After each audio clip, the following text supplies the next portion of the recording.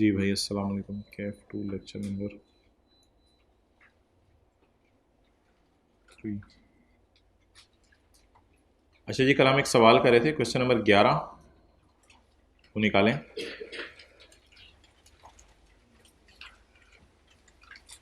Past paper का question number 11। इसमें जो पॉइंट नंबर 3 था, 4 नहीं, जिसमें वो गवर्नमेंट का एम्प्लॉय था, 1 की मैंने कहा था आपको इंग्लिश लिखवाऊंगा, तो पॉइंट नंबर 1 की इंग्लिश ज़रा लिख लें। अच्छा, 1 नवंबर को वो कनाडा भेज दिया गया, कितने साल के लिए? 3 साल के लिए। तो मिस्टर शाह अगर मिनिस्ट्री ऑफ फॉरेन अफेयर्स में काम कर रहे हैं तो क्या इसका पाकिस्तान का स्टे काउंट किया जाएगा या गवर्नमेंट एम्प्लॉय होना ही इसको रेजिडेंट बना देगा? तो जो साहब ऐसे हैं जो कि पाकिस्तान के अंदर मौजूद ना भी हों लेकिन गवर्नमेंट एम्प्लॉय हों, जिनकी पोस्टिंग अब्रॉड हो जाए, तो इनका गवर्नमेंट एम्प्लॉय होना ही इनको क्या बना देगा? रेजिडेंट बना देगा। ये बात कल की थी। चलें जी, लिखें। An individual shall be considered as resident individual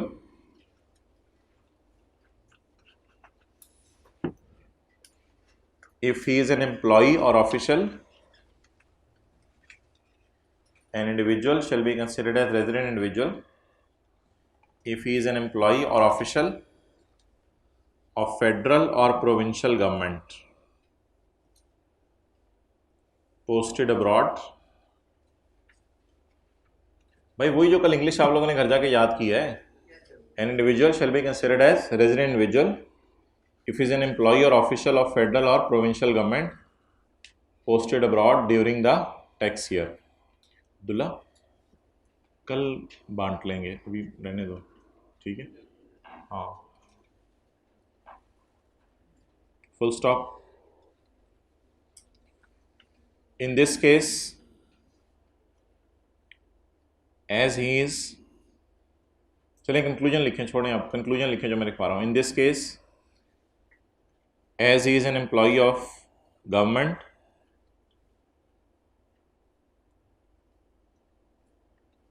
in this case as he is an employee of government, so he will be considered as, बोलें, resident individual। तो इसको resident individual समझा जाएगा।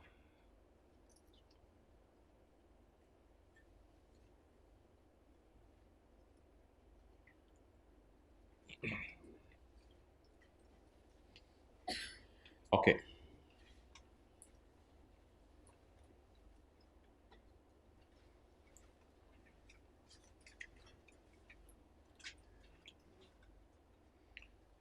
अच्छा जी, वापस आ जाएं जो हम कल पढ़ रहे थे।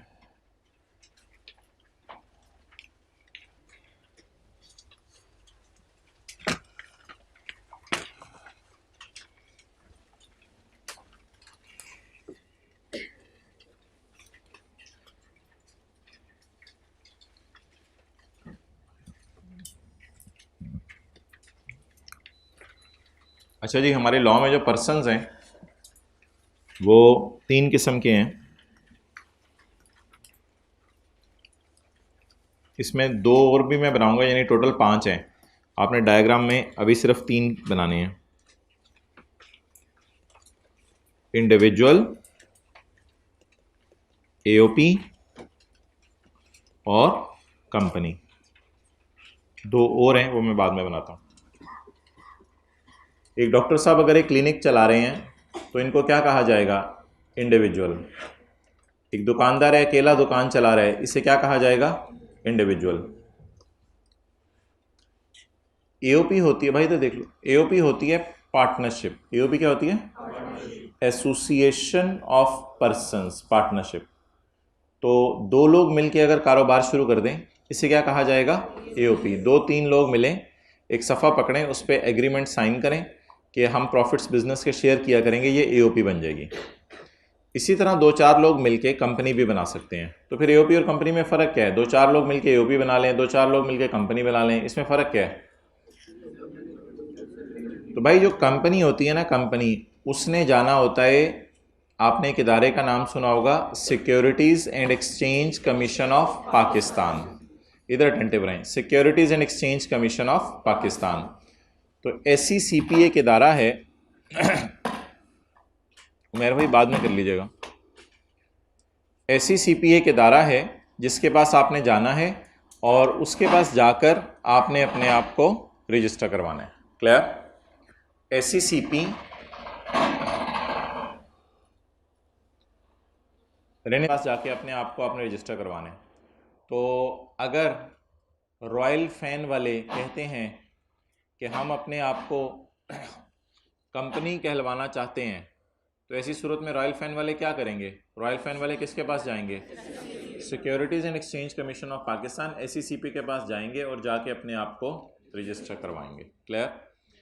अगर कोई पार्टनरशिप फर्म है, दो तीन लोग मिलके कहते हैं हम पार्टनर बनेंगे और पार्टनर बन के कारोबार शुरू करेंगे, इन्होंने किसी के पास जाना नहीं। एक बात याद रखिएगा, ये जो पार्टनरशिप फर्म्स होती हैं, इन्होंने किसी के पास जाना नहीं होता पाकिस्तान में। ये बस पार्टनरशिप फर्म क्या है, आपने साथ वाले से मिलके काम शुरू किया, आपने साथ वाले को कहा यार ऐसा करते हैं, पिछली गली के अंदर जो है वो कुछ दुकान ले लेते हैं और दुकान लेके वहाँ पे जो है वो बोतलें बिस्किट बेचते हैं। कॉलेज से माशाल्लाह बड़े बच्चे निकल रहे होते हैं ज़ोहर की नमाज़ पढ़ने के लिए, तो रास्ते में हम जो है वो दुकान खोल लेते हैं। तो अब आप दोनों ने मिलके पार्टनरशिप कर ली, आपने पाकिस्तान के किसी लॉ के तहत अपने आप को रजिस्टर नहीं कराना। पार्टनरशिप्स को अपने आप को रजिस्टर कराना ज़रूरी नहीं है। हाँ, साल के एंड पे अगर आपने इतनी इनकम कमा ली जिस पे टैक्स बनता हुआ, तो FBR में जाके आप टैक्स ज़रूर जमा करा दें, लेकिन इस बात का ये मतलब नहीं होगा कि फिर आप अपने आप को कहीं रजिस्टर करवा रहे हैं। वो तो FBR में जाके आप सिंपल जो आपकी इनकम पे टैक्स बन रहा होगा वो जमा करवा रहे होंगे। क्लियर? तो ये है जी AOP और कंपनी में फ़र्क। AOP दो तीन लोग होते हैं जो मिलकर कारोबार शुरू कर देते हैं, लेकिन अपने आप को कहीं रजिस्टर नहीं करवाते, लेकिन आपस के अंदर एक मुआहिदा ज़रूर करते हैं, एक सफ़ा बनाते हैं, सफ़ों पे तीनों पार्टनर्स के साइन होते हैं और उसके बाद कारोबार शुरू होता है। लेकिन कंपनी में फॉर्मेलिटीज़ ज़्यादा हैं, ना सिर्फ आपने एक सफ़े बनाने हैं बल्कि हुकूमत को जाके वो जमा भी करवाने हैं। SECP security exchange commission of Pakistan एक इदारा है, उसके पास आप जाएंगे। और आपको किस लॉ के तहत रजिस्टर किया जाएगा कंपनी को? किसी को पता है कंपनीज लॉ का नाम? कंपनीज एक्ट 2017 में आया था ये एक्ट। तो कंपनीज एक्ट के तहत आपको अपने आप को जाके क्या करवाना पड़ेगा? रजिस्टर करवाना पड़ेगा। और किस दफ्तर में जाना पड़ेगा? Securities and exchange commission of Pakistan में। अच्छा जी, तो इंडिविजुअल्स, पार्टनरशिप्स और कंपनीज, कल हमने पढ़ा था इंडिविजुअल कब रेजिडेंट बनता है। हमने ये नहीं पढ़ा था कि इंडिविजुअल कब नॉन रेजिडेंट बनता है, लेकिन ऑब्वियसली जो इंडिविजुअल रेजिडेंट नहीं है वो क्या है? इसी तरह AOP भी रेजिडेंट भी हो सकती है और इसी तरह कंपनी भी रेजिडेंट भी हो सकती है और, चले नोट कर लो।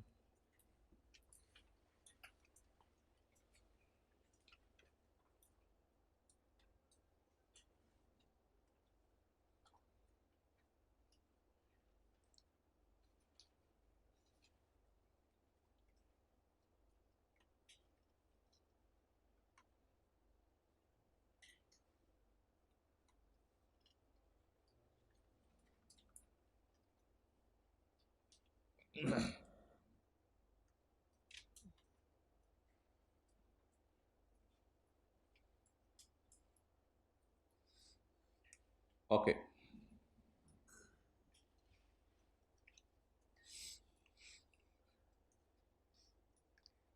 कल हमने ये पढ़ लिया था जो मैंने हाईलाइट किया है। इंडिविजुअल कब रेजिडेंट बनता है?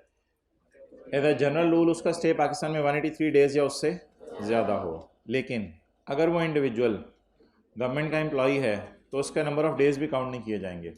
वो चाहे बाहर के मुल्क में पूरा साल भी रहा, फिर भी वो क्या समझा जाएगा? रेजिडेंट इंडिविजुअल समझा जाएगा। आज हमने ये पढ़ना है AOP कब रेजिडेंट बनती है और कंपनी कब रेजिडेंट बनती है। तो रेजिडेंट, कंपनी और AOP की ज़रा डेफिनेशन ढूंढें, आपको मिल रही है किताब में, इसमें नोट्स में, सेक्शन 83 और 84।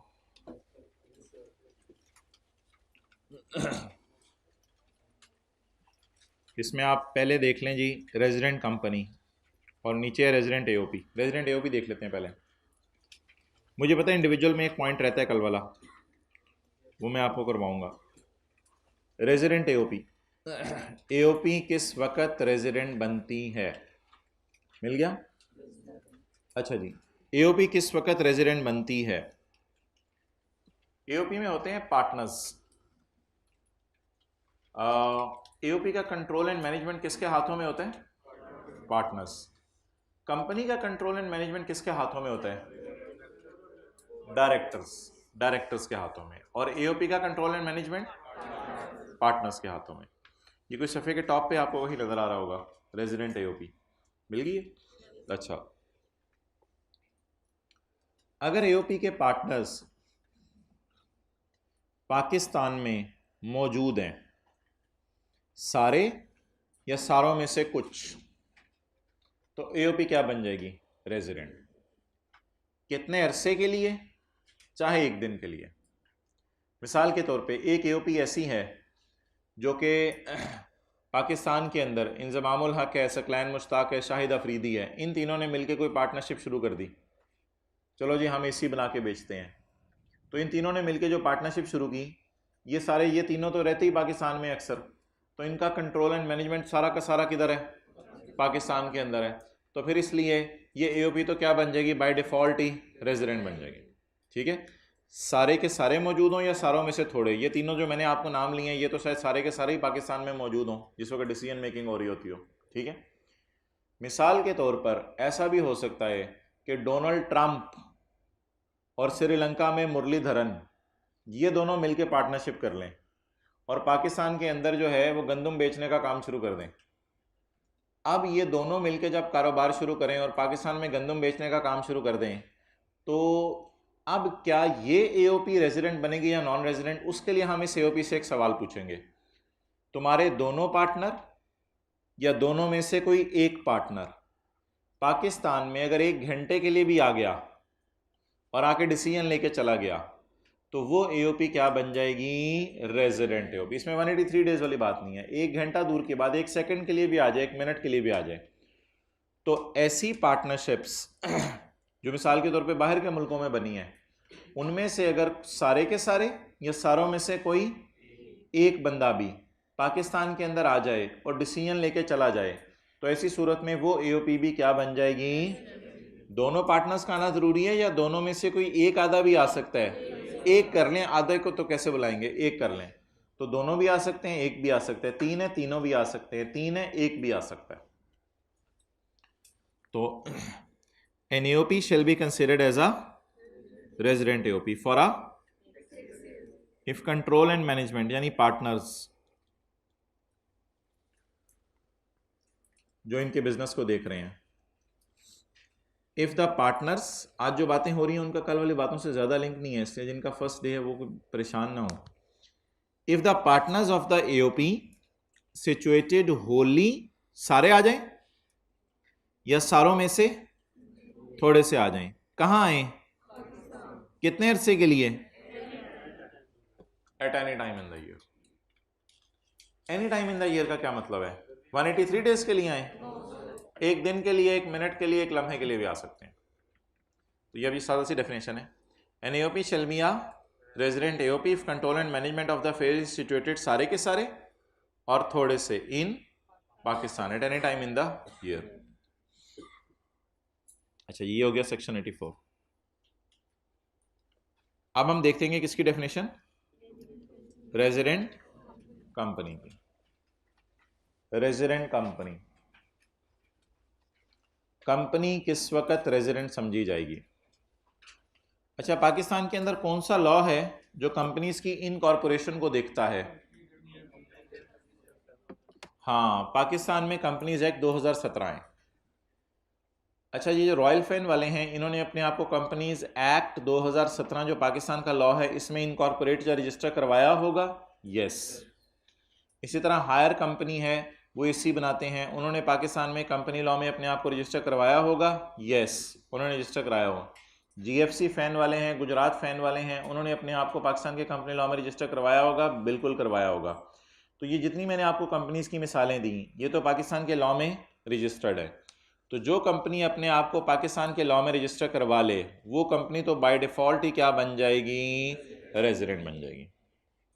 अ कंपनी शैल बी अगर इट इज इनकॉर्पोरेटेड और फाउंड बाय और under any law in force in found by law, कानून ने बनाई या खुद बनी थी, फिर कानून के तहत अपने आप को इसने रजिस्टर करवा लिया। वो कानून कौन सा है, कंपनीज एक्ट 2017। तो जो कंपनी पाकिस्तान में अपने आप को कंपनीज एक्ट 2017 के तहत रजिस्टर करवा ले, वो कंपनी बोलें क्या बन जाएगी, रेजिडेंट कंपनी बन जाएगी। अब जी कोका कोला है, वो कहे जी मैंने पाकिस्तान के अंदर अपनी ब्रांच खोलनी है। अगर तो वो कोका कोला पाकिस्तान में अपनी ब्रांच खोले और वो पाकिस्तान के लॉ में अपने आप को रजिस्टर भी करवाना पसंद करें, फिर तो वेलकम, पॉइंट ए के तहत आप रेजिडेंट बन जाएंगे। लेकिन अगर कोका कोला वाले कहें कि जी पाकिस्तान के लॉ में हम अपने आप को रजिस्टर नहीं करवाना चाहते, बस हम वैसे ही ब्रांच चलाएंगे, हमारा हेड ऑफिस बाहर है, बाहर हमने अपने आप को रजिस्टर करवाया हुआ है, हर मुल्क में जाके क्या अपने आप को रजिस्टर करवाते हैं फिर कंपनी लॉ के तहत, तो इसलिए हम पाकिस्तान के कंपनी लॉ में अपने आप, देख लिया मोबाइल हम, अच्छा हो गया, हम पाकिस्तान के कंपनी लॉ में अपने आप को रजिस्टर करवाना नहीं चाहते। ऐसी कंपनी के लिए बढ़ेगा पॉइंट बी आगे। पॉइंट बी कहेगा कि अच्छा भाई ठीक है कोक वालों, आप अगर अपने आप को पाकिस्तान के लॉ में रजिस्टर नहीं करवाना चाहते, ना करवाओ, कोई मसला नहीं। आप ये बताओ कि आपका मैनेजमेंट एंड कंट्रोल कहाँ है, आपका मैनेजमेंट एंड कंट्रोल कहाँ है, यानी कोका कोला का मैनेजमेंट एंड कंट्रोल कहाँ है, वो होंगे इनके डायरेक्टर्स। इस केस में आपको पता है पार्टनरशिप के फर्म्स में जो मैनेजमेंट एंड कंट्रोल संभालते हैं वो पार्टनर्स होते हैं, और कंपनी के केस में जो मैनेजमेंट एंड कंट्रोल संभालते हैं वो डायरेक्टर्स होते हैं। तो पूछा यह जाएगा कि भाईजान डायरेक्टर्स कहां पर हैं।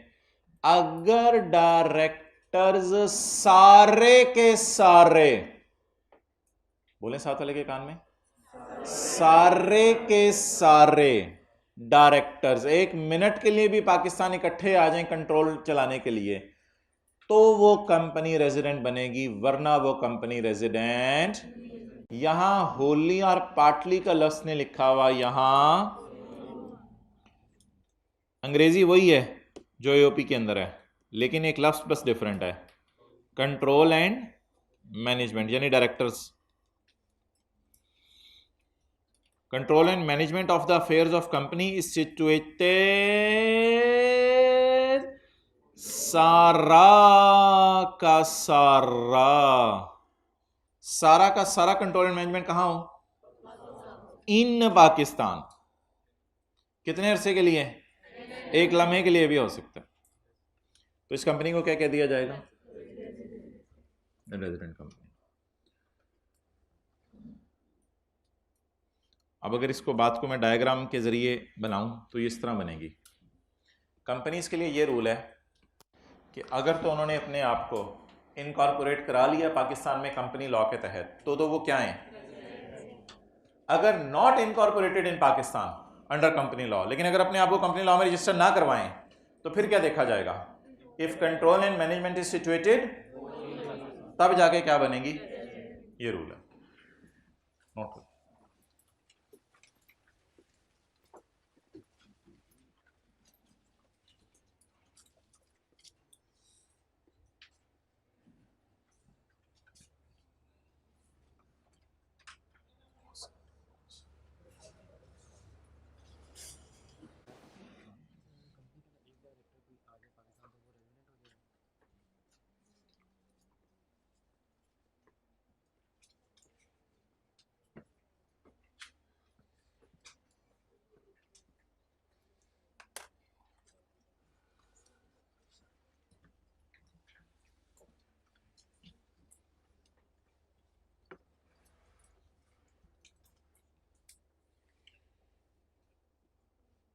अच्छा जी, ये जो एओपी है और कंपनी है, दोनों के अंदर ये बात है कि डायरेक्टर्स आएँ या पार्टनर्स आएँ, कंपनी के केस में तो सबको आना पड़ेगा, और पार्टनरशिप के फर्म में केस में सारे भी आ सकते हैं, सारों में से थोड़े भी आ सकते हैं।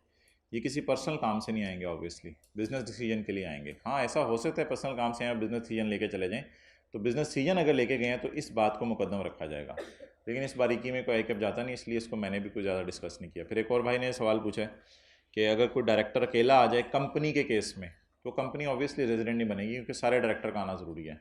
हाँ, वो डायरेक्टर अपनी ज़ात के अतबार से रेजिडेंट बन जाएगा शायद अगर 183 दिन से ज़्यादा रुका, लेकिन वो बात अभी हमारे लिए रेलिवेंट नहीं है। हमने कंपनी को रेजिडेंट बनाने की भी डिस्कशन हो रही है, उसकी अकेले को अगर रेजिडेंट बनाना है या नहीं बनाना, उसके रेजिडेंट इंडिविजुअल वाला रूल लगेगा। तो हम इस ये बात करें कि कंपनी कब रेजिडेंट बनेगी, तो कंपनी के रेजिडेंट बनने के लिए शर्त है कि कंपनी के सारे डायरेक्टर्स पाकिस्तान में बिजनेस डिसीजन लेने के लिए आए, ये बात है। और अगर इधर मैं लिख दूं if the control and management is not wholly in Pakistan, तो क्या बन जाएगा, नॉन रेजिडेंट। और अगर इधर मैं लिख दूं if it is Holi in Pakistan, तो रेजिडेंट। अच्छा, आप एक चीज ऑब्जर्व करें कि एओपी में एक ही पॉइंट था, लेकिन कंपनी में 2-3 पॉइंट है। द रीजन इज के एओपी किसी लॉ में अपने आप को रजिस्टर नहीं कराती ना, तो एओपी के लिए बस सिंपल सा रूल है, सारे पार्टनर या थोड़े से पार्टनर पाकिस्तान में है, ये रेजिडेंट बन गई। कंपनी के लिए पहला रूल कुछ और है, या तो अपने आप को कंपनी लॉ में रजिस्टर करवाओ, फिर डायरेक्टर देखे ही नहीं जाएंगे। जब आपने अपने आप को कंपनी लॉ में रजिस्टर करवा लिया ना, तो फिर आपके डायरेक्टर देखे नहीं जाएंगे, जहां मर्जी सैरें करते रहे, फिर डायरेक्टर वाली बात आपने देखनी नहीं। तो अगर तो कंपनी ने अपने आप को कंपनी लॉ में रजिस्टर करवा लिया, फिर तो बाय डिफॉल्ट ही कंपनी क्या बन गई, रेजिडेंट। लेकिन अगर कंपनी ने अपने आप को पाकिस्तान के लॉ में रजिस्टर नहीं करवाया, फिर डायरेक्टर वाला सवाल पूछना है, फिर सारे डायरेक्टर अगर आएंगे तो कंपनी क्या बनेगी। और ये फिर बड़ा रेयर सर्कमस्टांस में सारे डायरेक्टर आते हैं। सारे डायरेक्टर कहाँ आते होंगे, डायरेक्टर ही अगर एक हो तो फिर उसी को बुला लो, बबलू को, फिर वो रेजिडेंट बन जाएगी। अच्छा जी, पॉइंट सी,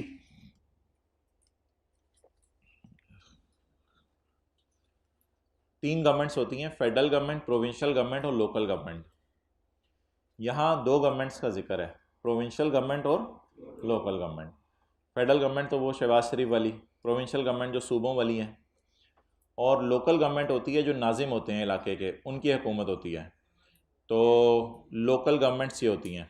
अच्छा, अब सवाल ये है कि प्रोविंशियल गवर्नमेंट और लोकल गवर्नमेंट का लफ्ज़ यहाँ लिखा है, फेडरल गवर्नमेंट का लफ्ज़ जो है वो यहाँ नहीं लिखा हुआ, इसलिए कि फेडरल गवर्नमेंट को आपको कंपनी बनाने की ज़रूरत नहीं है कि फेडरल गवर्नमेंट को आप कहें ये कंपनी है, तो ये अजीब सी बात होगी। फेडरल गवर्नमेंट को कंपनी कहना अजीब सी बात होगी, इसलिए थोड़ी देर में मैं आपको फेडरल गवर्नमेंट को बताऊंगा ना ये इंडिविजुअल है, ना एओपी है, ना कंपनी है, बल्कि फेडरल गवर्नमेंट अपने अंदर ही अलग से एक पर्सन है। उसकी बात मैं बाद में करूंगा। फेडरल गवर्नमेंट के अलावा और कौन सी गवर्नमेंट बच गई, प्रोविंशियल और लोकल गवर्नमेंट।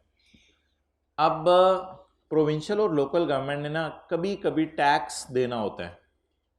अब आप हैरान होंगे, आप कहेंगे गवर्नमेंट ने क्यों टैक्स देना है, गवर्नमेंट तो टैक्स लेती है लोगों से, ना कि गवर्नमेंट टैक्स दे। तो हम आने वाले दिनों में रिजल्ट के बाद पढ़ेंगे कि अगर प्रोविंशियल गवर्नमेंट अपने सूबे से बाहर जाके कोई काम करे, तो फिर आपको सूबे में दूसरे सूबे में जाके टैक्स देना पड़ेगा। तो इसलिए एज अ प्रिकॉशनरी मेजर उसने गवर्नमेंट को किसी कैटेगरी में फेंक दिया। वो किस कैटेगरी में फेंकना उसने मुनासिब समझा, उसने कहा गवर्नमेंट को इंडिविजुअल में फेंकूं, नहीं, प्रोविंशियल गवर्नमेंट की बात कर रहा हूँ। प्रोविंशियल गवर्नमेंट को एओपी में फेंकूं, नहीं, उसने प्रोविंशियल गवर्नमेंट को किसकी डेफिनेशन में फेंक दिया, कंपनी की डेफिनेशन में फेंक दिया। अब अगर कल कलां को जाके कभी प्रोविंशियल गवर्नमेंट को टैक्स देना पड़ा, तो उसको किस डेफिनेशन के मुताबिक हम फॉल कराएंगे, कंपनी की डेफिनेशन के मुताबिक। तो इसलिए 2 चीज़ें हैं जिनको ज़बरदस्ती उठा के, हालांकि ये कंपनीज नहीं है, ये एससीसीपी में जाके अपने आप को रजिस्टर नहीं करवाती, ज़बरदस्ती उठा के हमने किसकी डेफिनेशन में डाल दिया, कंपनी की। प्रोविंशियल गवर्नमेंट और local government, clear.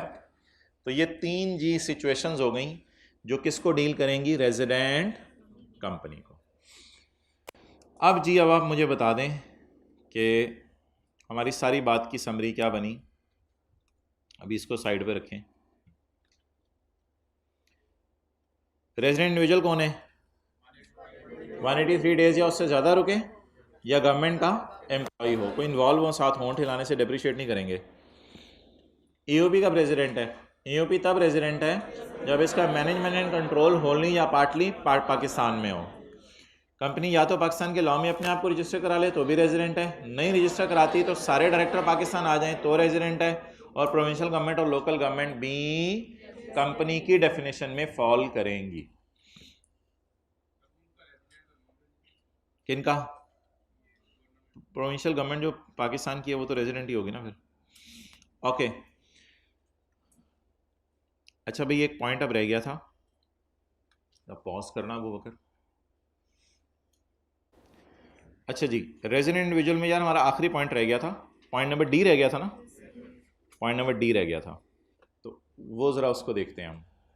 I hope आप सही जगह पे पहुंचे हैं। ये देख लें, पॉइंट डी है, उसके साथ 2 बुलेट्स भी बने हुए हैं, नीचे एग्जांपल्स भी हैं। मिल गया?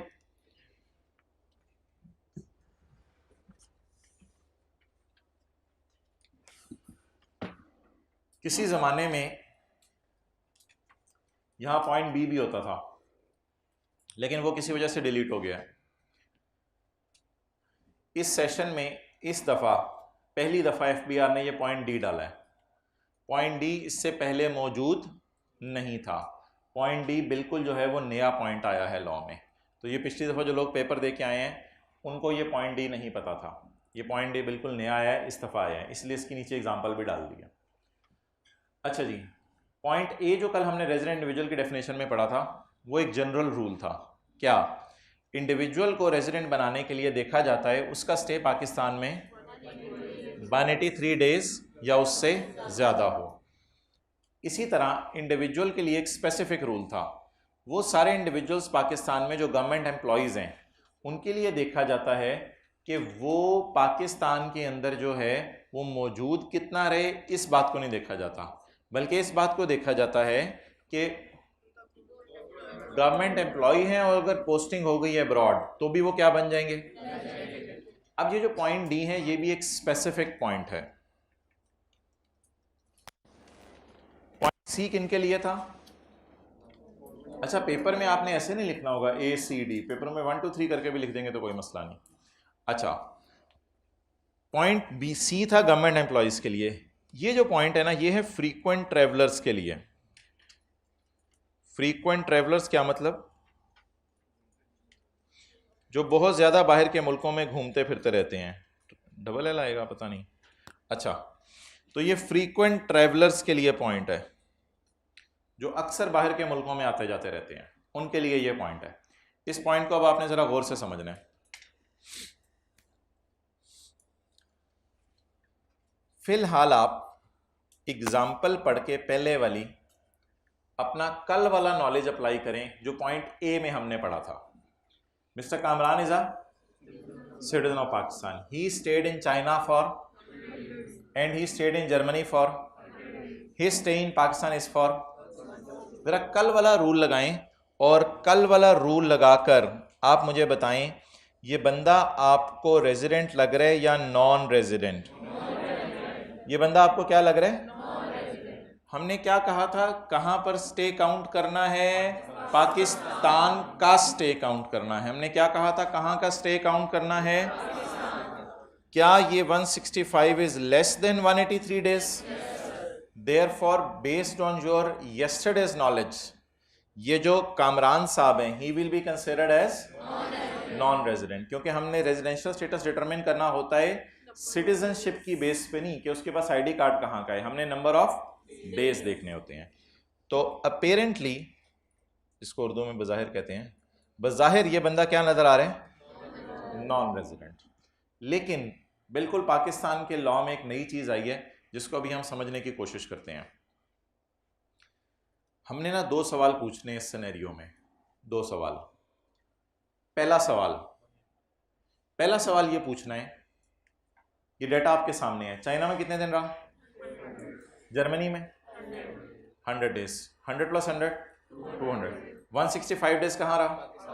200 प्लस 165 365। साल में भी कितने दिन होते हैं?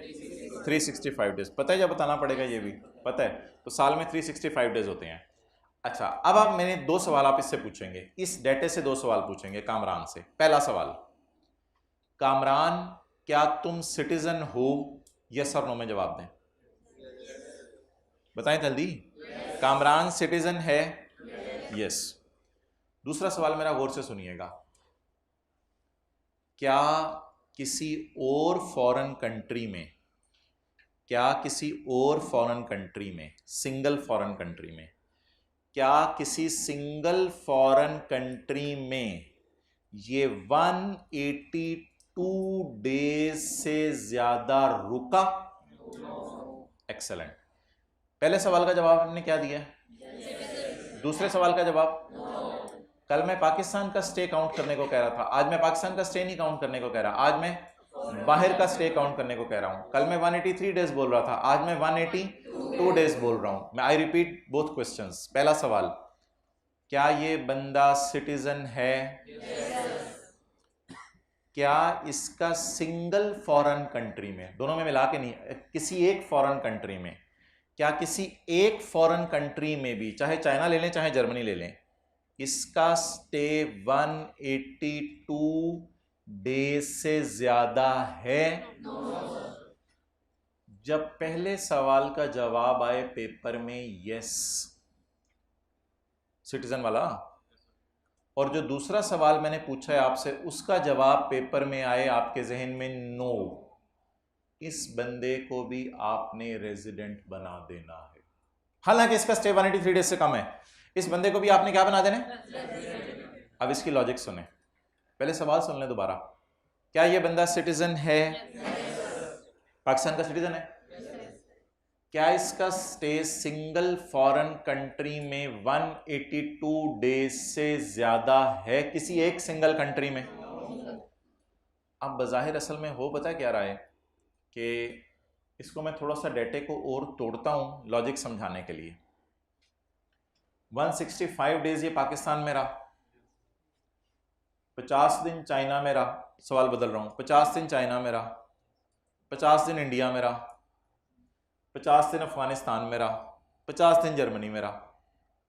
अब हर मुल्क में थोड़े थोड़े दिन रह रहे, फ्रीक्वेंट ट्रैवलर है। अब पाकिस्तान की हुकूमत ने इससे कहा, पुत्र तुम्हें तो कोई मुल्क घास ही नहीं डाल रहा, 50-50 दिन तुम उधर रहते हो, कोई जाके तुम्हें रेजिडेंट मान ही नहीं रहा। चाइना में तुम 50 दिन रह गए, चाइना वालों ने तुम्हें रेजिडेंट कहने लग जाने, कभी भी नहीं। इंडिया में तुम 50 दिन रहे, उन्होंने तुम्हें रेजिडेंट कहने लग जाने, कभी भी नहीं। अफगानिस्तान में तुम 50 दिन रहे, उन्होंने तुम्हें रेजिडेंट कहने लग जाने, कभी भी नहीं। जर्मनी के अंदर तुम 50 दिन रहे, उन्होंने तुम्हें रेजिडेंट कहने लग जाने, कभी भी नहीं।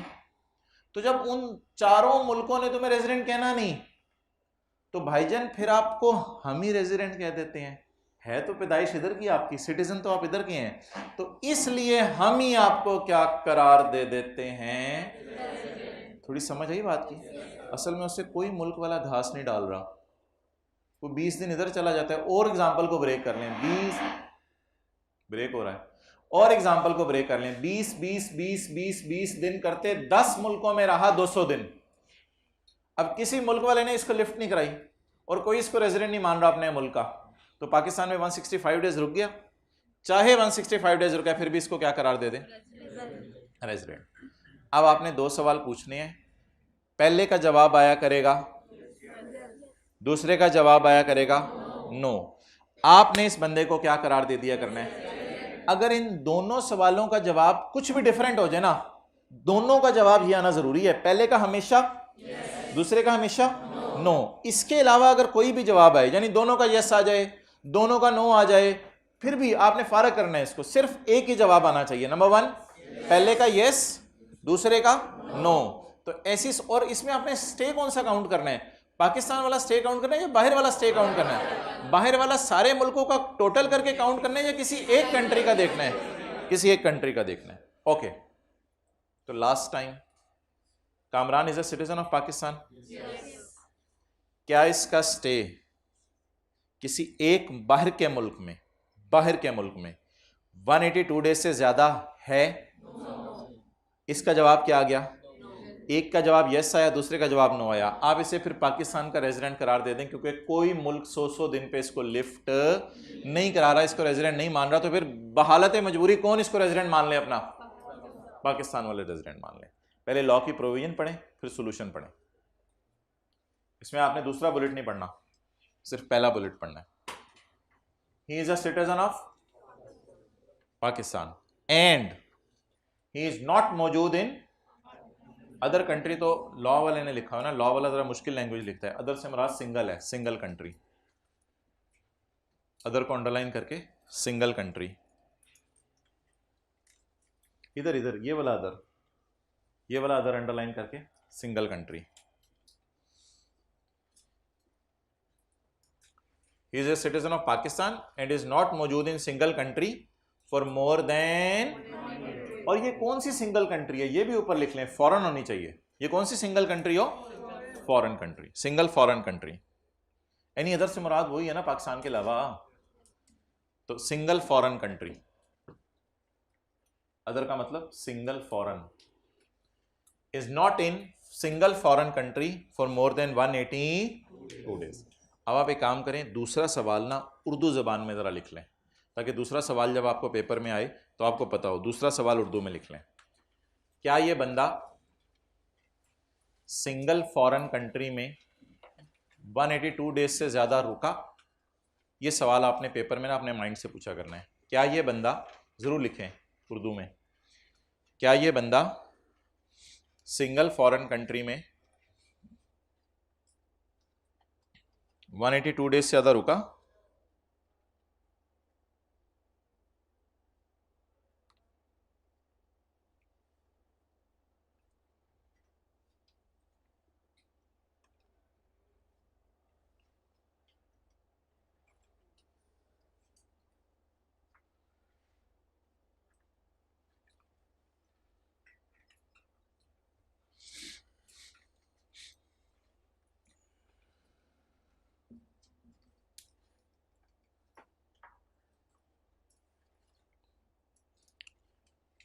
लॉजिक कितने लोगों को समझ आ गई है? 40-40 50-50 दिन बाहर के मुल्कों में घूम रहा है ना, तो अब कोई इसको रेजिडेंट मान ही नहीं रहा, तो फिर कौन गले लगा ले? पाकिस्तान कहे हमारी आगोश में आ जाओ बेटा, इधर बैठ जाओ, फिर तुम क्या हो हमारी नज़र में? तुम ही क्या हो? रेजिडेंट हो। अजी एक मिनट सवाल पूछ लेने पहले। 182 से ज़्यादा, मोर देन 182, मैंने सवाल क्या लिखवाया उर्दू में? एग्जैक्ट 182 नहीं, 182 डेज से ज़्यादा। हाँ हाँ, बस हमने ये सवाल उससे पूछ लिया करना है। चाइना के रूल्स हमें नहीं पता, वो हमें देखने भी नहीं हमने, वो फिर और बात है, दोनों मुल्क कहते रहे वो मर्जी है। हमने बस पाकिस्तान के रूल लगाने हैं, हमने सिर्फ ये सवाल पूछ के रूल लगा दिया करना है पाकिस्तान का रेजिडेंट है या नहीं। हमने ये नहीं डिसाइड करना कि चाइना का रेजिडेंट है या नहीं, हमने सिर्फ जो ये रूल्स लगाए हैं, हमसे पेपर में यही सवाल आएगा, in the light of Pakistan का रूल वो रेजिडेंट है या नहीं, in the light of China का रूल वो जो मर्जी है, हमें उससे कंसर्न नहीं। हो सकता है चाइना वालों के जो मर्जी रूल हों और चाइना वालों के 183 डेज रूल नहीं होंगे, हमें क्या पता उनके क्या रूल हैं। ये बात थोड़ी सी मैं टच करूंगा दूसरे पॉइंट में, फिलहाल बात को सिंपल रखें ज़रा। ओके, अब ये पढ़ें इसको, सोल्यूशन इसका। ही इज रेजिडेंट इंडिविजुअल, ये तो कंक्लूजन हो गया। कंक्लूजन की बेसिस क्या है? एक सवाल का जवाब यस और दूसरे का नो, होंठ हिलाएं। एक सवाल का जवाब यस, दूसरे का no. He is resident individual because he is and is not present in one foreign country for more than 182 days. Clear? अच्छा, अब जरा अगला सवाल आप ट्राई करें।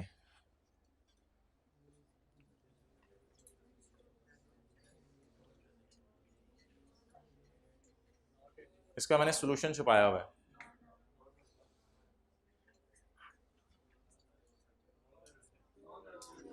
दो सवाल पूछे मिस्टर तैमूर इज़ा, इससे पहला सवाल पूछें, क्या तुम सिटीजन हो? इसने कहा मैं सिटीजन हूं। अगला सवाल, he stayed in China for 180 and he stayed in Pakistan for 180। अच्छा, वैसे एक बात याद रखिएगा, आप पेपर में पहले ना पॉइंट ए लगाया करेंगे, जनरल रूल। पहले क्या लगाया करेंगे? Point A. अभी मैं आपको बताऊंगा पेपर में आपको कैसे इल्हाम होगा पॉइंट ए कैसे लगाना है और पॉइंट डी कैसे लगाना है। ठीक है, जैसे ही पेपर आएगा सबसे पहले आपने पॉइंट ए लगाना है। जैसे मैं कामरान वाले सवाल में वापस आ जाता हूं, इसमें ज़रा पॉइंट ए लगा के बताएं आपको दिखने में ये बंदा क्या लग रहा है। लेकिन अगर पेपर में सिटीजन का लफ्ज़ आ जाए तो आपके कान खड़े हो जाने चाहिए कि यार सिटीजन का लफ्ज़ अगर उसने डाल दिया ना सवाल में, तो पॉइंट ए तो मैं लगा के ज़रा नज़र मार लूं, लेकिन वो मेरे से पॉइंट डी का कॉन्सेप्ट भी चेक करना चाह रहा है। तो ये सिटीजन का लफ्ज़ आपने दीवानावार ढूंढा करना है। पास्ट पेपर का आपको इसका कोई सवाल नहीं मिलेगा, क्योंकि पास्ट पेपर में तो ये कभी टेस्ट हुआ ही नहीं। ये 6-7 महीने पहले ये पाकिस्तान में रूल आया नया, तो पास्ट पेपर का आपको कोई सवाल नहीं मिलेगा। लेकिन अब आपके पास्ट पेपर में जब सवाल आएगा तो सवाल के अंदर क्या लिखा हुआ करेगा, ये बंदा क्या है, सिटीजन है, और उसकी बेस के ऊपर जो है वो उसका डिसीजन हुआ करेगा। अच्छा जी, तो अब दिखने में कामरान वाले सवाल पे मैं पॉइंट ए लगाऊं तो ये नॉन रेजिडेंट लग रहा है, लेकिन एक नया पॉइंट भी आया लॉ में, डी। अब मैं डी लगा के देखता हूं, क्या ये सिटीजन है? क्या ये किसी सिंगल कंट्री में 182 डेज से ज्यादा रुका? तो अब ए के बुनियाद पे तो कुछ और जवाब आ रहा था, लेकिन डी प्रिवेल कर जाएगा, क्योंकि सिटीजन का लफ्ज यहां लिखा हुआ है, तो डी की रोशनी में ये क्या बन जाएगा? अब आपने कहना है कंक्लूजन के ये बंदा क्या है, रेजिडेंट। अच्छा, ये एग्जांपल आई, अब आपको इल्हाम नहीं था पेपर में कि ए लगाने या डी लगाने, तो पहले आप जनरल रूल लगा लें, कोई मसला नहीं, ए लगाएं। ए लगा के बताएं पाकिस्तान का स्टे काउंट करते हैं ना, हमने तो ये सीखा था कल, पाकिस्तान का स्टे काउंट करते हैं। पाकिस्तान का स्टे काउंट करें 180। ए की रोशनी में क्या है, नॉन रेजिडेंट। अब जरा डी भी लगा लें, क्योंकि सिटीजन का लफ्ज लिखा हुआ है। अगर सिटीजन का लफ्ज ना लिखा होता तो मैं डी ना लगाता, क्योंकि सिटीजन का लफ्ज लिखा हुआ है। अब डी भी लगा के चेक कर लें, डी लगा के चेक करें क्या ये सिटीजन है। दूसरा सवाल उर्दू में जरा पढ़ें, क्या ये सिंगल फॉरेन कंट्री में 182 डेज से ज्यादा रुका? यस यस, ये तो गड़बड़ हो गई। अब दोनों का जवाब क्या आ गया? रेजिडेंट बनाने के लिए मैंने कहा था पहले का जवाब क्या आना चाहिए और दूसरे का जवाब नो, लेकिन इधर दोनों का जवाब अगर दोनों का जवाब आ गया यस, तो फिर ये रेजिडेंट नहीं है। ये क्या है हमारी नजर में? He is a non resident individual as per Pakistan law. China का हमें नहीं पता, चाइना में जो मर्जी हो उसके रूल हमें नहीं पता। He is non resident individual as per Pakistan law. Pakistan के लॉ के मुताबिक जी ये बंदा क्या बन गया, और हमसे पेपर में भी पाकिस्तान के लॉ का ही सवाल आना है। ही इज नॉन रेजिडेंट इंडिविजुअल। दो पहले सवाल का जवाब यस है, दो ही is a citizen of, but से आगे ये वाली अंग्रेजी मैंने उठाई है, लेकिन नॉट का लफ्ज हटा के, but he is present in one foreign country for more than 182 days. Clear? तो अब इस कॉन्सेप्ट को हम होल्ड पे रख देते हैं, इसको टेस्ट में किसी में डालेंगे और टेस्ट में डालने के बाद फिर डिस्कस करेंगे, ताकि आपको ए और डी के अंदर अगर जहन में कोई कंफ्यूजन रह जाए तो वो टेस्ट में डाल के क्लियर हो जाए। हमेशा ए लगाने, लेकिन अगर सिटीजन का लफ्ज आ जाए तो एक और पॉइंट भी लगा के चेक कर लेना है, वो कौन सा? डी। ये बात भी अगर आप उर्दू में लिखना चाहते हैं लिख सकते हैं, हमेशा ए लगाने, लेकिन अगर सिटीजन का लफ्ज आ जाए तो डी लगा के चेक भी करना है।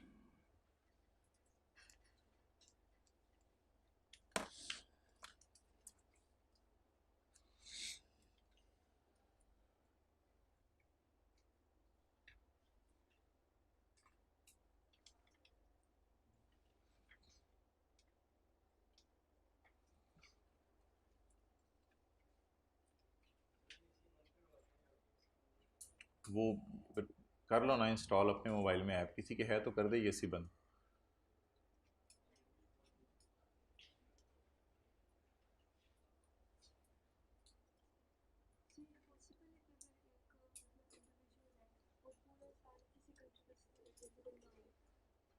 हाँ पॉसिबल है, कोई मसला नहीं। पॉइंट डी,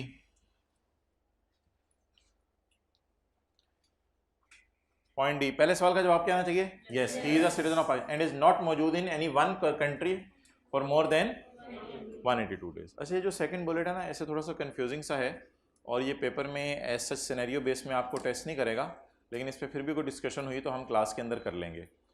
एक अजीब सी बात हो सकती है कि हो सकता है चाइना में कोई ऐसा रूल हो कि चाइना वाले इसको 100 दिन पे ही रेजिडेंट बना दे। हो सकता है चाइना में कोई ऐसा रूल हो कि चाइना वाले 100 दिन पूरे करने पे इसको क्या बना दें। फिर अगर चाइना वालों ने रेजिडेंट बना दिया तो फिर पाकिस्तान वाले बैकआउट कर जाएंगे और पाकिस्तान वाले कहेंगे चलो छोड़ो यार फिर। लेकिन फिर ऐसे पेपर में लाइन लिखी होगी फुल स्टॉप के बाद कि as per China tax rules he is resident in China because China rule says that he if he stays for 100 days he will be considered as resident. तो अगर ऐसी कोई बात पेपर में लिख दे, अजीब सी लाइन पेपर में डाल दे, तो इसका मतलब है वो जो फड्डा पड़ा था फ्रीक्वेंट ट्रैवलर का, इधर जा रहा है उधर जा रहा है, तो उसको चाइना वालों ने पकड़ के क्या कह दिया, हमारी नज़र में क्या है, रेजिडेंट है। तो फिर चाइना वालों ने पकड़ लिया, तो फिर पाकिस्तान वालों को रेजिडेंट बनाने की जरूरत नहीं है। लेकिन ये पॉइंट को इतना टेस्ट नहीं होगा, ये ऊपर वाला पॉइंट ही पेपर में टेस्ट होगा।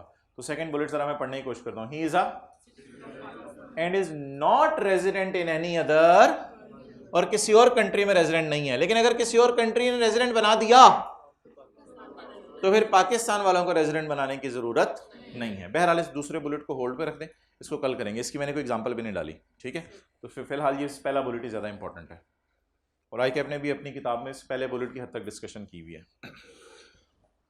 ओके, अब जी अगली हमारी जो डिस्कशन है वो ये है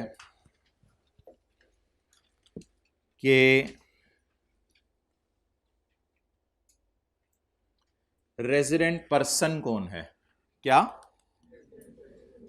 पर्सन कब रेजिडेंट बनता है? तो वो एक आसान सी डेफिनेशन है, वहां लिखा होगा a person shall be a resident person if he is resident individual, if he is resident AOP and if he is resident company. Person एक ब्रॉड लफ्ज है ना, पर्सन में इंडिविजुअल, पर्सन से मुराद नेचुरल नहीं होता पर्सन। आपको पता है कंपनी सांस नहीं लेती, ठीक है, लेकिन कंपनी का आपने सुना होगा दिवालिया हो जाता है, फिर कंपनी का पर्सन है।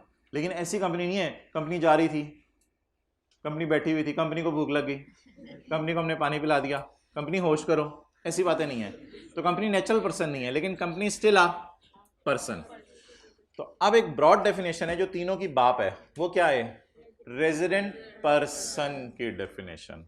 और ये हमारी आज की आखिरी डेफिनेशन है, इसके बाद हम थोड़ा न्यूमेरिकल पोर्शन की तरफ मूव करने लगे हैं। ढूंढें ये डेफिनेशन, इसके ऊपर मिलेगी आपको, सेक्शन 82 के ऊपर मिलेगी।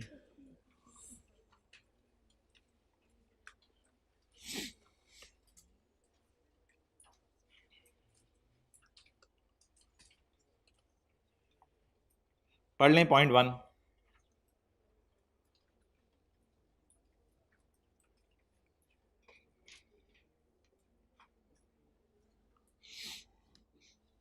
A person shall be a person, person अभी मैंने दिखाया था, पर्सन का लफ्ज लिखा हुआ, उसके आगे 3 शाखें थी। A person shall be a for a tax if the person is resident individual. आपको बड़ी बात बताइए तो हमें पता थी, if a person is and if a person is resident. और अगर किसी को नहीं पता रेजिडेंट इंडिविजुअल कौन है तो सेक्शन 82, कंपनी के बारे में नहीं पता तो 83, और एओपी के बारे में नहीं पता तो 84, वो हम ऑलरेडी पढ़ चुके हैं।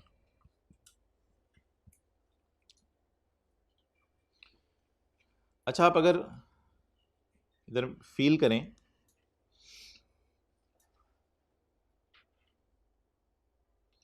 तो रेजिडेंट पर्सन में ना इसने 4 लोग डाले हैं, रेजिडेंट इंडिविजुअल, रेजिडेंट कंपनी और फेडरल गवर्नमेंट।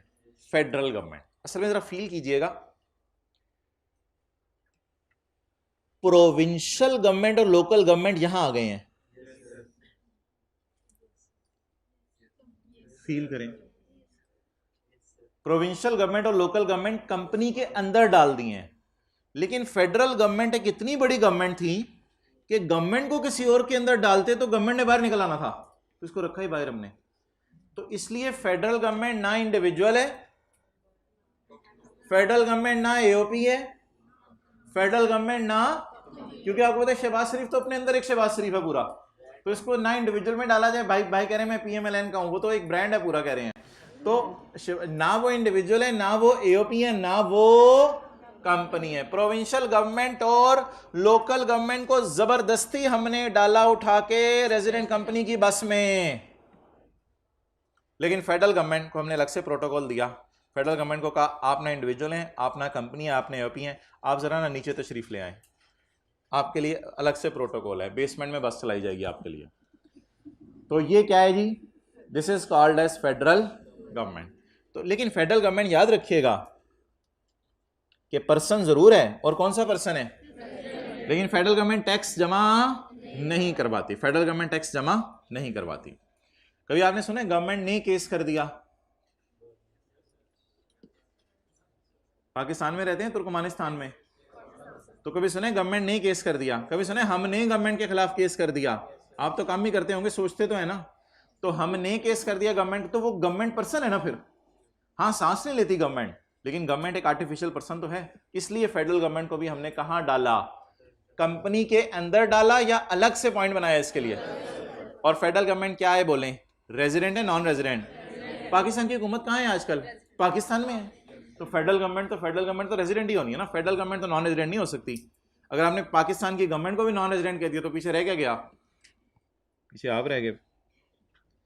तो क्या मैं लिख सकता हूं कि federal government individual AOP company नहीं है?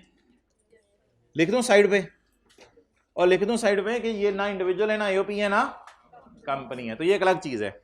और फॉरेन गवर्नमेंट भी तो हो सकती है, फॉरेन गवर्नमेंट क्या होगी, चाइना, ठीक है, चाइना गवर्नमेंट, जर्मनी की गवर्नमेंट, इंडिया की गवर्नमेंट। फेडरल गवर्नमेंट को क्या करार दे दें, नॉन रेजिडेंट, फेडरल गवर्नमेंट को नॉन रेजिडेंट और फॉरेन गवर्नमेंट को नॉन रेजिडेंट। और ये कोई बताने वाली बात नहीं है कि पाकिस्तान की हुकूमत रेजिडेंट है और चाइना की हुकूमत आजकल पाकिस्तान में नहीं है, तो वो नॉन रेजिडेंट है। फिर भी कोई मसला है तो क्लास के बाद साथ वाले से पूछ लें।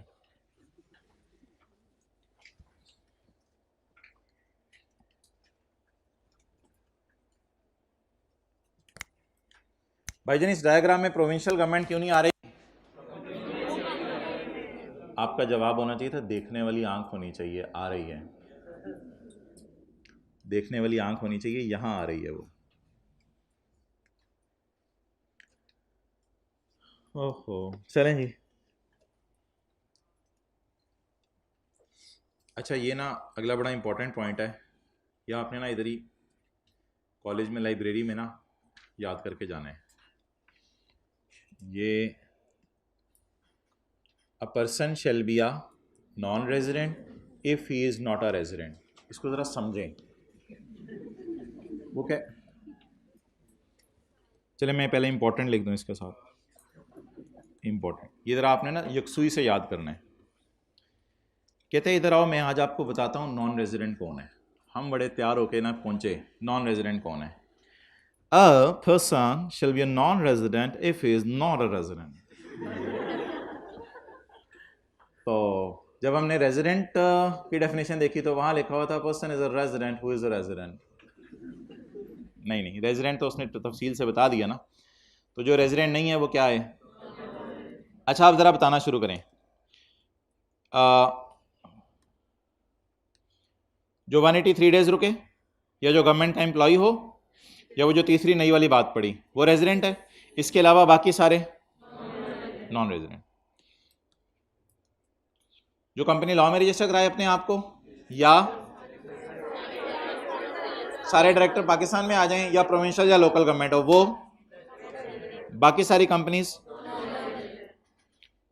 जो एओपी पार्टली या होनली पाकिस्तान में मौजूद हो वो रेजिडेंट, और बाकी सारी एओपीज। अगर पाकिस्तान की हुकूमत रेजिडेंट है तो फॉरेन गवर्नमेंट्स फिर नॉन रेजिडेंट बनते हैं। ये एक्सप्लेनेशन नहीं पढ़नी आपने, ये इंशाल्लाह हम आगे देखेंगे।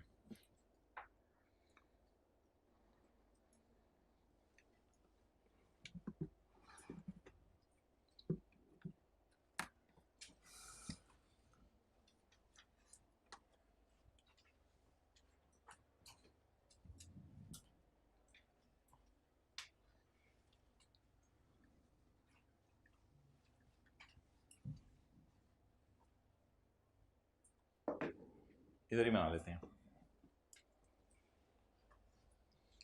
अच्छा जी, न्यूमेरिकल पोर्शन की तरफ आज मूव करें।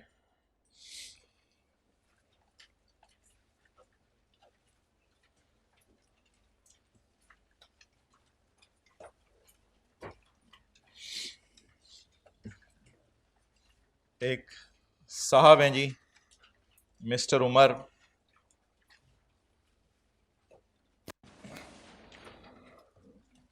उन्होंने आपको कुछ डेटा बताया है। कोई नोट्स में ढूंढने की ज़रूरत नहीं है, ढूंढना होता मैं बता देता। अब बंद करने में भी उतना ही टाइम लगेगा जितना खोलने में लगेगा, जल्दी से अटेंटिव हो जाएं। एक साहब हैं जी मिस्टर उमर, वो ये कहते हैं कि मैं पाकिस्तान के अंदर जो है वो हूँ और मैं ये वाली इनकम जो है वो कमा रहा हूँ, इनकम फ्रॉम सैलरी कमा रहा हूँ, इनकम फ्रॉम बिजनेस कमा रहा हूँ। इसके अलावा सैलरी इनकम क्या है, मिसाल के तौर पे कॉलेज में कोई, ये नोट करने का आपको अन्ना टाइम दिया जाएगा, अभी धरने बाद देखें। तो इनकम फ्रॉम सैलरी कमा रहा हूँ। कोई कॉलेज के अंदर कैशियर है, वो कहता है कि मैं कॉलेज के अंदर जो है वो बैठता हूँ सुबह 8 बजे से लेके दोपहर 2 बजे तक, तो 6 घंटे के अंदर मैं कॉलेज में काम करता हूँ, कॉलेज वाले मुझे इसकी तनख्वाह देते हैं। तो ये कौन सी इनकम कमा रहे हैं? Income from salary. अच्छा, यही बंदा घर चला गया और रेस्ट करके शाम 4 बजे इसने अपने ड्राइंग रूम के अंदर एक खिड़की खोली हुई है और वहाँ पे बिस्किट और बोतलें बेचता है। थोड़ी थोड़ी देर बाद आवाज़ होता है, टक टक टक टक टक टक टक, ले लो सुपर, ले लो सुपर, ले लो। तो ये आवाज़ें लगा रहा होता है। तो ये इसका जनरल स्टोर है, करियाना स्टोर है, बोनजोर शॉप है। तो ये कौन सी इनकम कमा रहा है? इनकम फ्रॉम बिजनेस कमा रहा है। इसके अलावा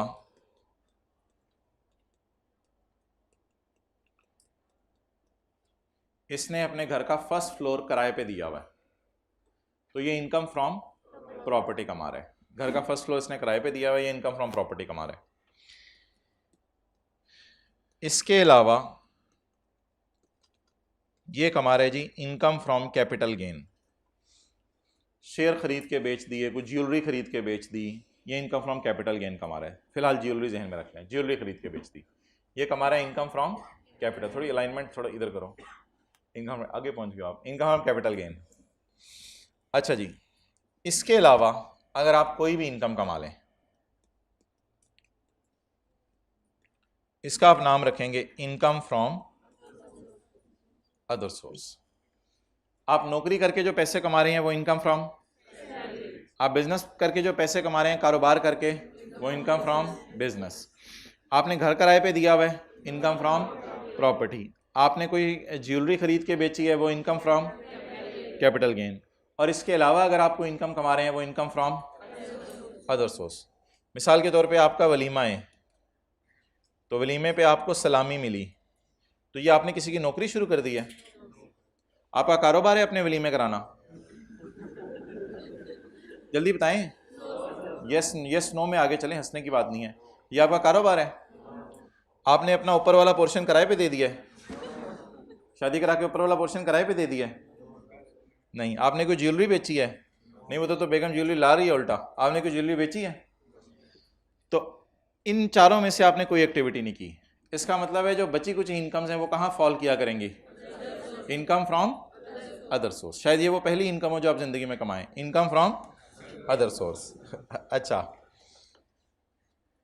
आर्टिकल्स में ही करवा लेंगे ना आप, इसलिए मैं कह रहा हूं। अच्छा, तो ये 5 किस्म की इनकम्स हैं जो एक बंदा कमा सकता है। इन पांचों का जब हम टोटल मारेंगे तो इसका जवाब होगा टोटल इनकम। बड़ी बात बताई। इन पांचों का जब हम टोटल मारेंगे तो ये क्या आएगी? Total income. अच्छा, इसके बाद इन साहब ने कोई ना कोई, हो सकता है ज़कात पे की हो, इन साहब ने कोई ज़कात पे की हो। ज़कात ऐड होनी चाहिए या लेस होनी चाहिए? क्योंकि सैलरी आती है, सैलरी आ, कारोबार से पैसे आ, किराया आ, कैपिटल गेन ज्वेलरी बेच के पैसे आ, सलामी आ, ज़कात जा। तो ज़कात जाती है, आपके पास से पैसे जाएंगे, तो ज़कात को ऐड करेंगे लेस करेंगे? लेस करेंगे, ज़कात को लेस करेंगे। ये एक आपको बेनिफिट मिलेगा, ज़कात को आपको लेस करने की इजाज़त होगी। और जो कट कटा के पैसे बचेंगे, इसका नाम आप रखेंगे टैक्सेबल इनकम। टैक्सेबल इनकम का उर्दू में मतलब क्या है? ऐसी इनकम जिस पे टैक्स लगेगा। अब ये साहब कहते हैं मैंने 3 लाख रुपया सैलरी कमाई है और जी मैंने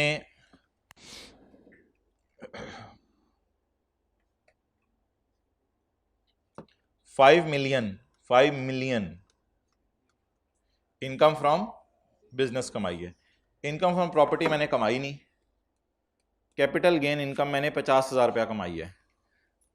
सलामी मुझे किसी ने दी नहीं, दूर से देख के शाबाश दे के चले गए सारे, अल्लाह आपका निगहबान हो कह के। टोटल कितना बन गया? निकाल लें जो बैगों में पड़े हुए हैं। 5350,000। इसमें से माइनस करेंगे जी आप ज़कात। ज़कात फ़र्ज़ करें, नहीं 2.5% आपको रेट याद होगा, वो हमारे सिलेबस में नहीं है। वो इस्लाम की नज़र में आपको याद है 2.5% बड़ी अच्छी बात है, लेकिन वो हमारे सिलेबस में नहीं है रेट याद करना। और ज़कात की अमाउंट पेपर में हमें गिवन करेगा, ज़कात हमें निकालनी नहीं पड़ेगी, क्योंकि ज़कात इनकम्स पे नहीं होती, ज़कात एसेट्स के ऊपर होती है, तो इसलिए ज़कात हमें निकालनी नहीं पड़ेगी। ज़कात की अमाउंट हमें गिवन किया करेगा। तो किसी ने ओवर एफिशिएंट नहीं बनना कि ज़कात मैं डेटे से खुद निकाल लेता हूँ। ज़कात वो आपको गिवन किया करेगा। ज़कात भी सवाल में गिवन है, ये सारा डाटा सवाल का है। आप बता दें इसकी टैक्सेबल इनकम कितनी है। चलें जी नोट कर लें। तो एक बंदा पाकिस्तान में कितने किस्म की इनकम्स कमा सकता है? 5 किस्म की इनकम्स कमा सकता है। आज याद करने वाला वैसे बड़ा थोड़ा सा है। रेजिडेंट कंपनी के 3 पॉइंट्स हैं और रेजिडेंट एओपी का 1 पॉइंट है और रेजिडेंट इंडिविजुअल का आखिरी पॉइंट है।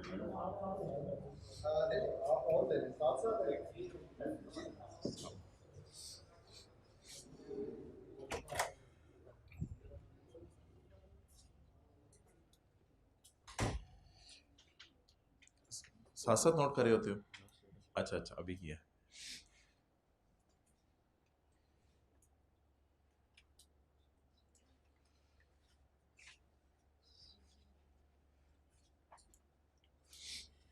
कैलकुलेटर पे चेक भी किया या बच्चों पे रिलाई कर रहे हो? हाँ जी कैपिटल की कोई भी चीज़ खरीद के बेचती या जी, चलो मैं इस पर बात करता हूँ।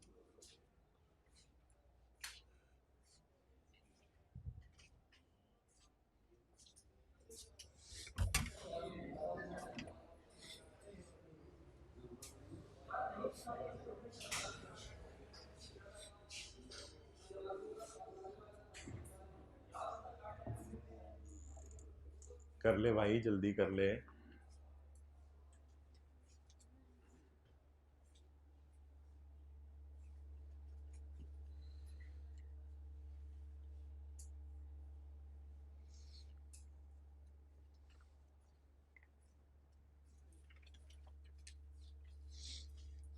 अगर पाकिस्तान में 183 डेज एक बंदा रह रहा है और जिसमें बाकी जो दिन है वो चाइना में रह रहा है, और चाइना की जो उसके रेजिडेंट मिल रही है वो बाकी दिनों पे मिल रही है 100 से प्लस पे, और दोनों की ये फुलफिल हो रही है कि दोनों में दोनों में रहते बन जाएगा।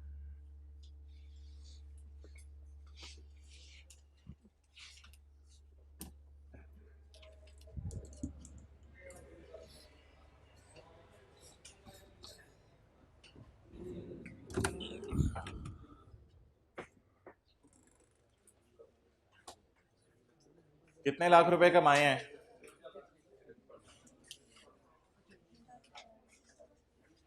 53 लाख रुपीस कमाए हैं। ऐसा ही है, 53 लाख रुपीस कमाए हैं। लेकिन हम इस तरह नहीं देखा करेंगे, हम तो मिलियंस में बातें करेंगे। बचपन में हम रुपीस में बातें करते थे, फिर बड़े हो गए हमने थाउजेंड्स में बातें करना शुरू कर दी, फिर लैक्स में, अब हम मिलियंस में बातें किया करेंगे, ज़्यादा बड़े हो गए हैं। ओके, इसने कितना कमाया जी? 5.3 मिलियन। अब आप अपने नोट्स में आए तरतीब से। कोई ये तीसरा चौथा सफ़ा बनेगा, कौन सा पांचवा सफ़ा बनेगा?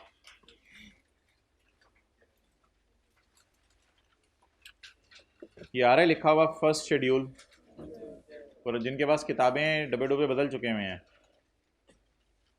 फर्स्ट शेड्यूल, इसमें लिखा हुआ आ रहा है डिवीजन 1, इसमें लिखा हुआ आ रहा है rates for of tax for individuals and AOPs. Clear? अच्छा जी, अगर एक बंदा 600,000 से कम कमाए पाकिस्तान में, तो उसने टैक्स कितना देने? 0%। अगर 600,000 से ज़्यादा कमाए but does not exceed 8 lakh, लेकिन 800,000 से ज़्यादा ना कमाए, तो उसके लिए रेट कितने % है? ये ज़रा हमारे वाला बंदा ढूंढे। क्वेश्चन आपके सामने हुआ हुआ है, क्वेश्चन जो आपने रजिस्टर पे देखा है उसको कंपेयर करें ज़रा हमारे वाले बंदे से। हमारे वाला बंदा किस सीरियल में गिर रहा है? अमीर है, अमीर कबीर है? अच्छा, ये आप लोगों ने खुद ही कैटेगरीज बना दी हैं, गरीब, अमीर, अमीर करीब, अमीर कबीर, अमीरुन कबीरुन कबीरुन शदीदुन, ये खुद ही कैटेगरीज बना दी हैं। चलें ढूंढें जी किस कैटेगरी में आ रहा है? Serial number 7।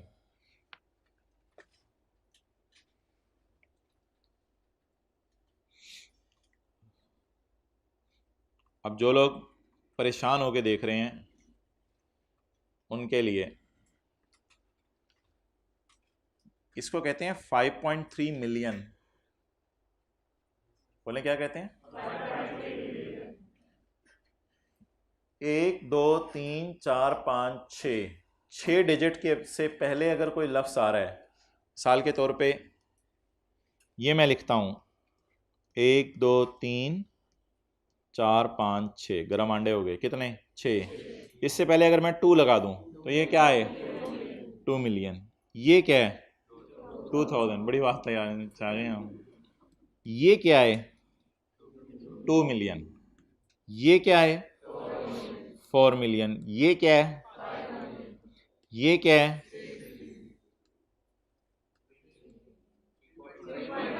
3.5 मिलियन। ये क्या है? 3.5 मिलियन। ये क्या है?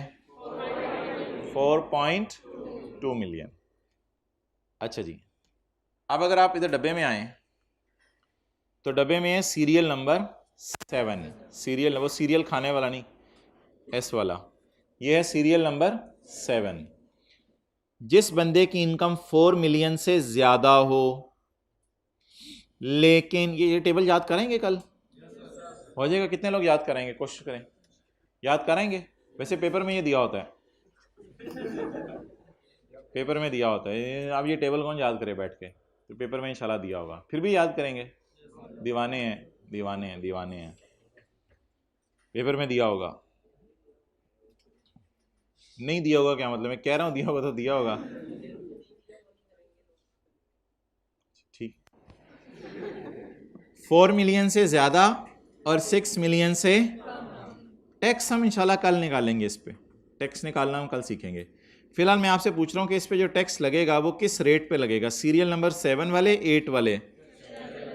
सीरियल 7 वाले। 4 मिलियन से ज़्यादा और 6 मिलियन से कम, यानी 5.3 मिलियन। अब अगर मिलियन किसी को समझ नहीं आ रहे तो भाईजान ये तो समझ आ रही है ना कि ये जो 4 और 6 है इसके दरमियान 5 शरिया 3 है और काफ़ी है। तो ये कौन सा सीरियल नंबर इस पे लगेगा जी?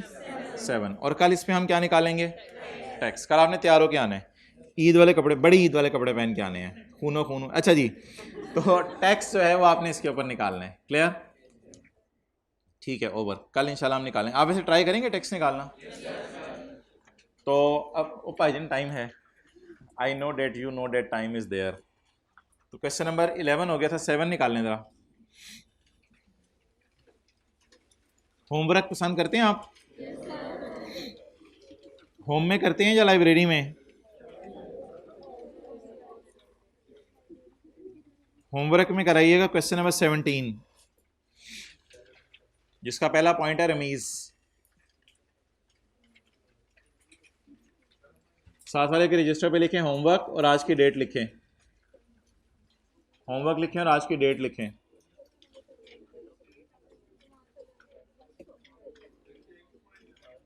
इसके चारों पॉइंट करेंगे बबलू।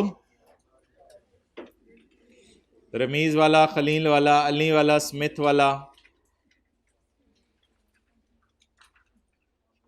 अच्छा 11 में आए ज़रा। 11 में पॉइंट 2, पॉइंट 4 से शुरू करते हैं। Point 4, Farooq trading LLC was incorporated as a limited liability company in. भाईजान ये कंपनी है, इंडिविजुअल है, AOP है? कंपनी है। कंपनी के लिए रूल हमने पढ़ा था कि पाकिस्तान के लॉ में अपने आप को रजिस्टर करवाए। इसने पाकिस्तान के लॉ में अपने आप को रजिस्टर नहीं करवाया हुआ, बल्कि कहाँ के लॉ में रजिस्टर्ड है? UAE में। The management and control was situated, सारा का सारा इन। अच्छा मुझे बता दें क्या वो जो पॉइंट A था उसमें लिखा हुआ था पाकिस्तान के लॉ में अपने आप को रजिस्टर करवाए, क्या करवाया इसने रजिस्टर? क्या फॉरेन लॉ में अपने आप को रजिस्टर करवाया?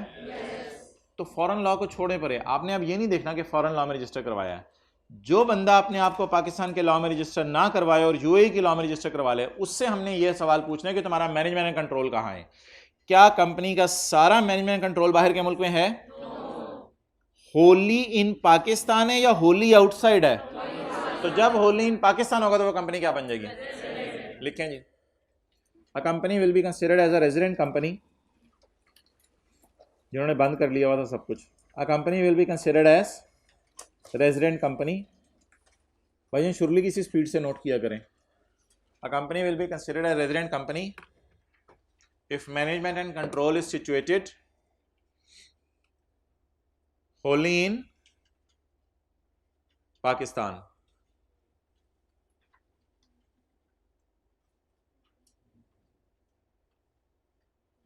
Therefore, Farouk Trading LLC company,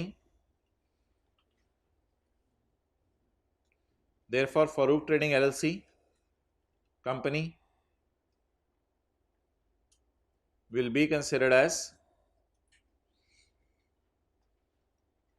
वो बोल रहे हैं, resident company.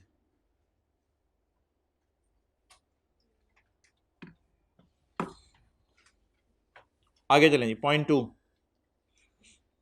Asif learning centre is a partnership concern. तो ये AOP है, बिल्कुल AOP है, पार्टनरशिप होती है AOP। Providing IT services in Pakistan and United Arab Emirates and Saudi Arabia up to 31 July 2010। हमारा साल बताएं क्या है? 1 जुलाई 10 से 30 जून 11।